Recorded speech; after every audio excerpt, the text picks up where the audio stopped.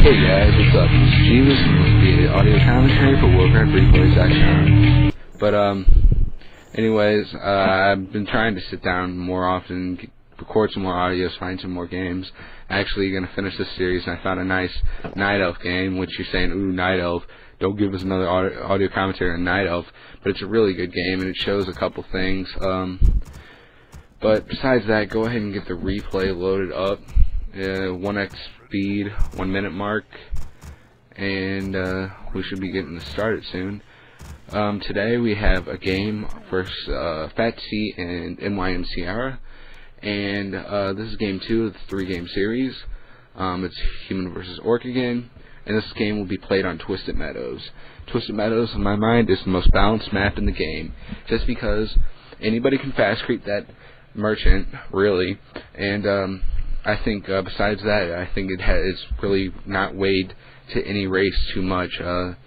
With that merc camp trees added ownage, no more merc abuse, so that's really good. But okay, if you're not at the 1 minute mark, go ahead and pause this audio and get it synced up. But if you are, we're going to be unpausing soon. So Ciara, 1x speed, 1 minute mark, and fog war on. And we'll be unpausing in 5, 4, 3, 2, 1, unpause. Okay, as you can see here, Ciara is going with the normal build order. Actually, because he was spamming rally points, he really got mixed up, and he actually put 6 peons on the mine. That's why noobs shouldn't spawn rally points. Ciara is a noob. Don't let anybody tell you different. Stupid noob. Right here, you see, notice it, because he does not have enough lumber to build that second burrow. So he pulls a peon off gold and sends it to lumber. This is going to delay his second grunt, but it's not going to hurt him that much. But as you can see, he throws up his second burrow, and the ideal placement is not really there. You kind of want to cluster your burrows, so if units are attacking one, they have to be getting hit by all the burrows. This is something Grubby and Zakar does, but you should really group all your burrows in one place. If you don't do that, group all of them except for one that you put by your gold mine. That's something I usually do. But anyways, here comes he summons some wolves as soon as he gets out, so he can scout with them. Right here, he's also going to be splitting up his grunt and his farseer to check out the shops, because most humans have been usually militia creeping those shops, and that's really a bitch because you can't even touch those freeze time. They're usually done with the whole camp. So you can see he comes down here with his farseer, and he holds alt, and he starts seeing those low units, and he's going to go ahead and start focusing them with his farseer. He gets that footman goes down, but it's not for him. He doesn't get the experience, but that's one less footman he has to deal with next battle.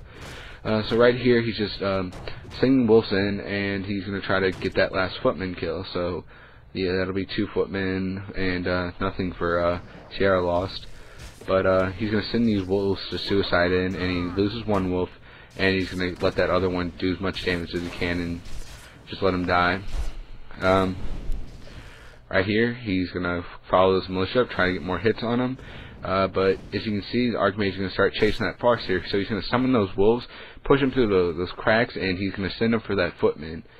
Right here, he's going to just focus or A-click and let those wolves attack as much as they can, and he's actually going to get this kill because they both have the same movement speed, but footman gets owned by hindering the terrain, like pigs and stuff like that. You might get your feet caught on.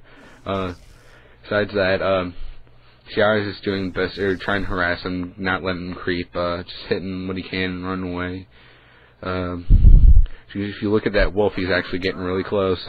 26 hit points, getting lower and lower. 17.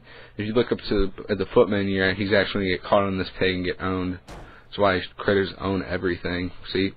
Pig owned. Ooh. Right here, since he has 3 grunts, that's adequate to creep the shop.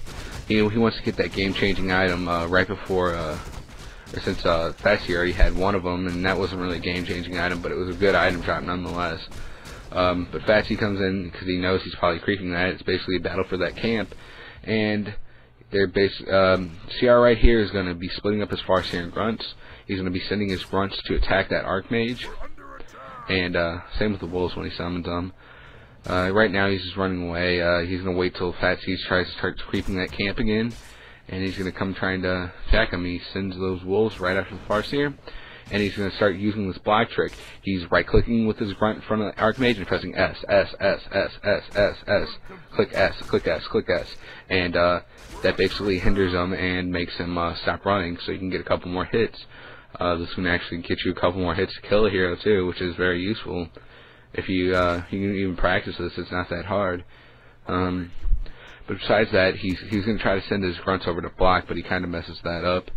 And basically, he's just leaving those Wolves on him, trying to keep tabs on his Archmage, so he can come back and start focusing him some more. But he brings his Archmage and his Grunts, and he's going to start trying to focus on that Archmage. He's focusing on that Archmage just because it's the weakest target now, and to heal that, he's going to have to go back to his base, buy Rejuvenation. He's probably going to buy Clarity too, because he's going to be low on mana also, and that just forces him 170 gold right there. I think if you bring down a hero low in health, it's usually better than killing one footman, because if he had Chain Lightning, he'd probably get the kill on that. But right now, he's just sending his Wolves to follow him. The Archmage is coming up, so he's going to... no, he isn't. He sent him back down, but he's going to let those Wolves follow, so he can so he will not allow the Archmage to stop moving. He's always going to have to be moving, or he's going to be getting attacked. Right here, his Tartan Chieftain comes out. He grabs 6 solves because he's going to be needing those after he creeps this Goblin Merchant. As you can see, he gets that Archmage down pretty low, but he doesn't get the kill, unfortunately. But right now, Ciara's concerns is creeping that shop. He wants that great item they drop, which could probably be Healing Wards, Wand of the Wind, Book of the Dead, all really game-changing items. And then that maybe that Tome, if you can get that Tome of XP, that'll be level 2 Chieftain and level 2 Farseer. But he gets a Tome of Intelligence, which is still pretty good. That gives him more mana on that TC, so he can cast more Shockwaves. It's basically your main tool versus human. As you can see, FaTC comes around here because he knew he's probably going to be creeping that shot because it's one of the best camps on the map.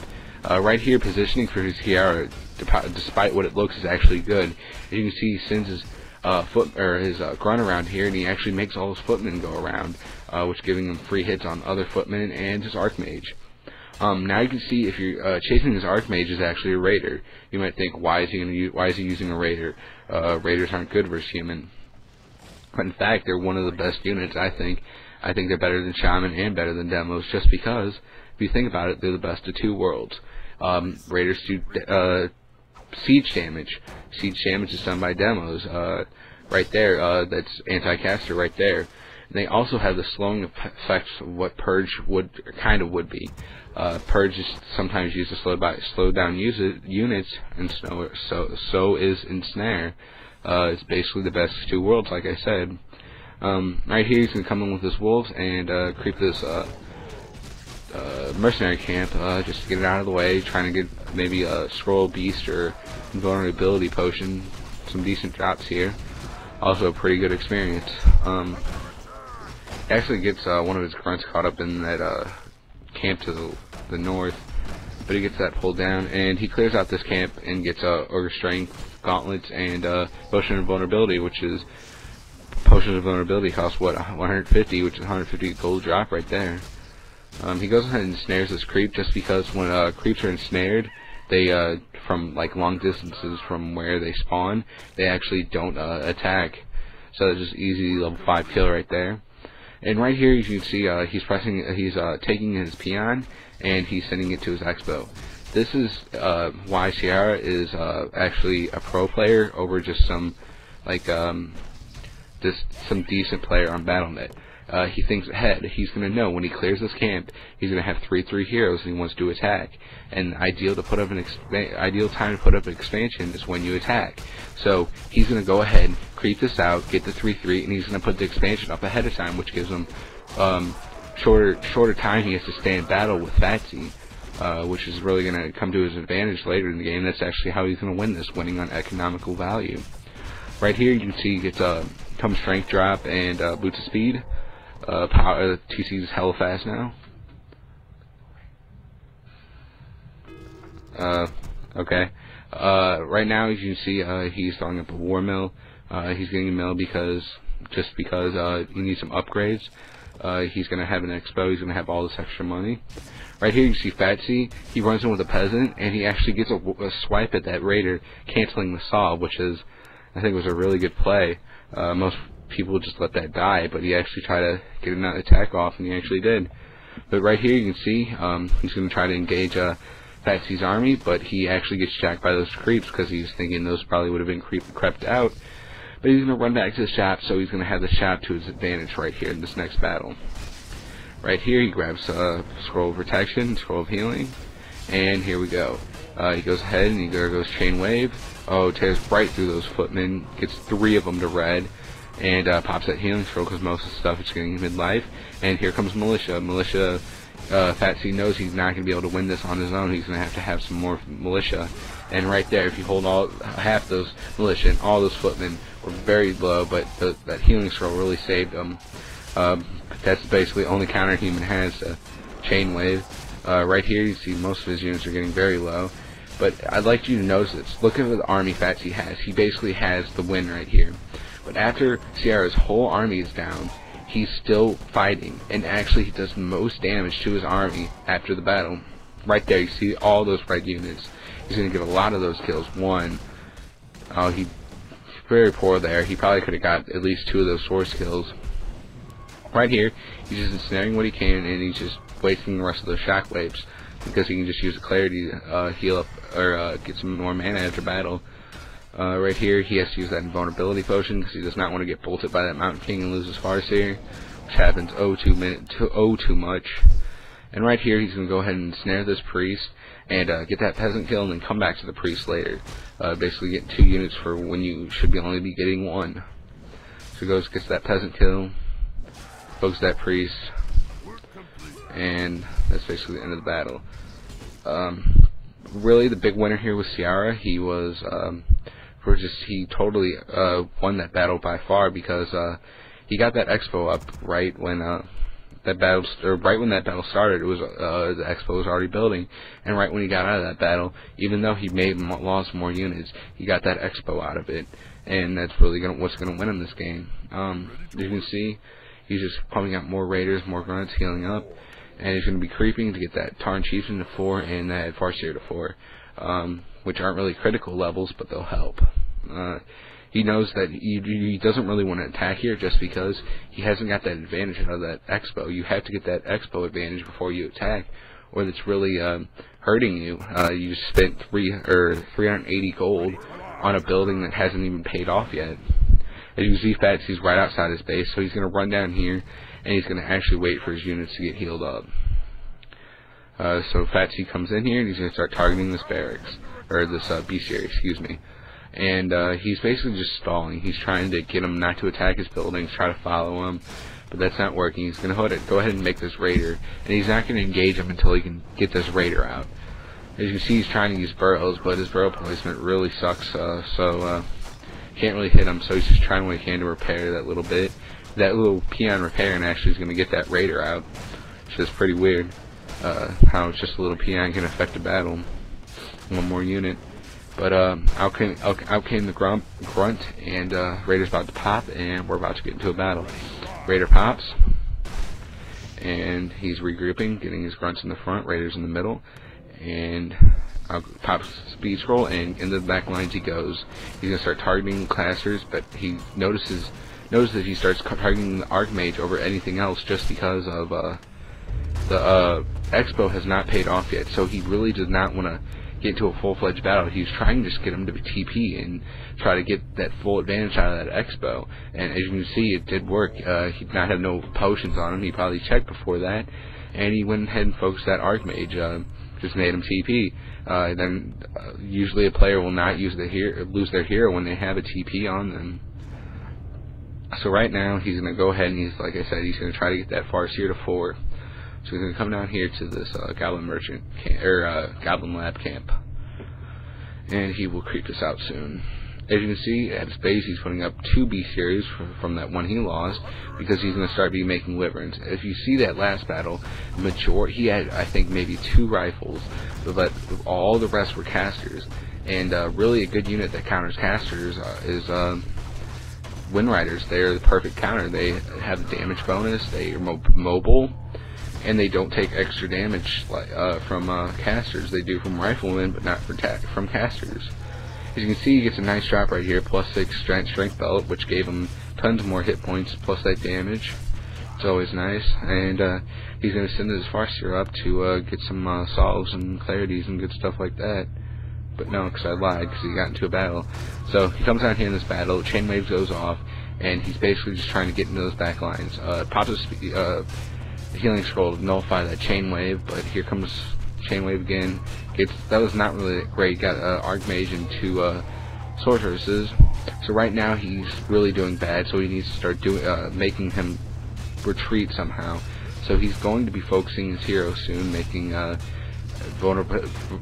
him use a vulnerability potion. That Mountain King is sticking way too far in the back line and snares him, tries to get that surround, and he's making that Archmage come up, give that vulnerability potion to Mountain King, pops that vulnerability potion, and he begins to try to focus that Archmage. See, he's going for the surround and makes him TP. Just making him TP, he saves probably 1, 2, 3, 4, 5 units, which is really going to help him. As you see at his base, he's making 2 wyverns and he's queued 2 grunts, just because he's not been spending his gold really well through that battle. His macro is pretty poor, but it doesn't matter. He's healing up right now.